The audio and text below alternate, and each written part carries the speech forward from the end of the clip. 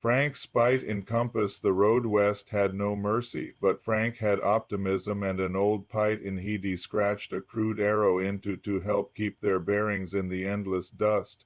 Point it toward the sun, he told Marie with a grin, balancing the tin on the dash. Ain't failed us yet.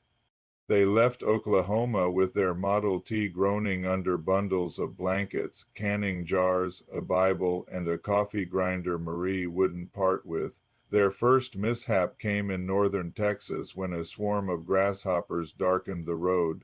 Frank stopped, and they both stared as the bugs clattered against the windshield like hail. Marie crossed.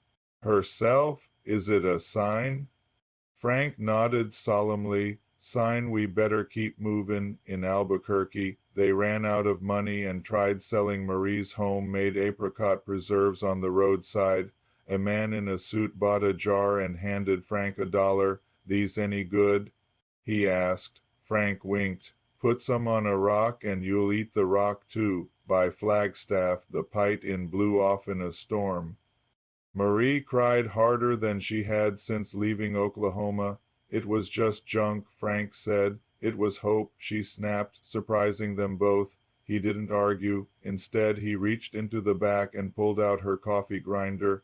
What are you? He began scratching a new arrow into the grinder's tin base. Call it Marie's compass, he said, with a crooked smile. When they crossed into California, the trees got taller and the air smelled faintly of oranges. Marie clutched the coffee tin in her lap like a relic. Frank took her hand. We made it. She nodded, eyes glassy, and I never even needed a map. Well, this is Frank's pie. This was a pie that was made in the early 1930s. The story goes that Frank and his wife left the Dust Bowl in Oklahoma, and they were heading out west to California to start a new life. They had heard that there were jobs aplenty out in California and that the fields were just begging for workers. So they packed up their things and they headed out. Now they didn't have much money when they left Oklahoma, but it wasn't long before they ran out of money. Entirely.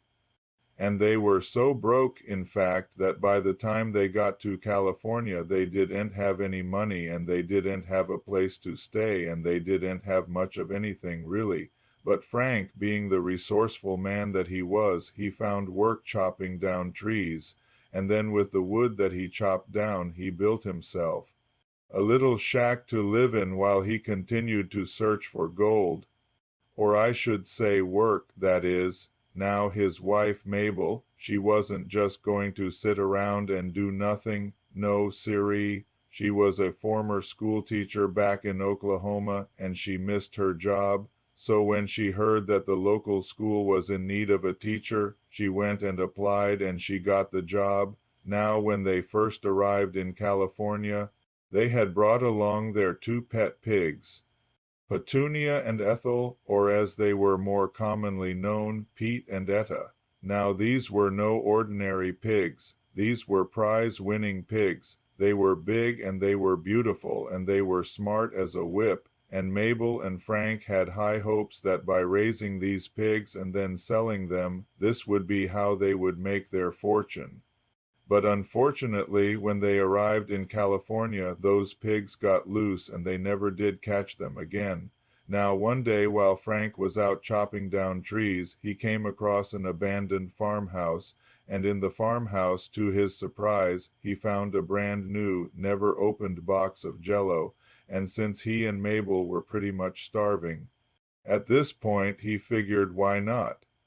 Let ease open up this box of Jell-O and see if we can make a little bit of supper out of this. Now normally you just add boiling water to Jell-O and you let it set up, and then you get this beautiful brick of Jell-O that you can slice into cubes and eat. But this was the Great Depression and times were hard, and so Frank, being the resourceful man that he was, he added boiling water to the Jell-O, and then instead of letting it set up, he ate it right then and there, and boy did that Jell-O taste good. It tasted so good, in fact, that when he told Mabel about it, she said, "Oh, my land, we need to go tell the folks over at the schoolhouse about this wonderful discovery that we have made." So off they went. Now the folks at the schoolhouse were very skeptical. They had never heard of such a thing as Jello before, and they didn't know what to think about it. But Mabel assured them that it was perfectly safe and healthy and nutritious. So they all chipped in together and they bought a big box of Jello and they all ate it right therein.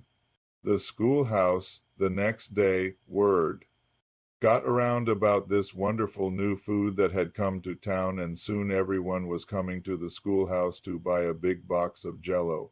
Now this went on for quite some time, but eventually the government came and put a stop to it because, well, they couldn't tax something that wasn't a real food, and so the jig was up and Frank and Mabel had to come up with a new plan.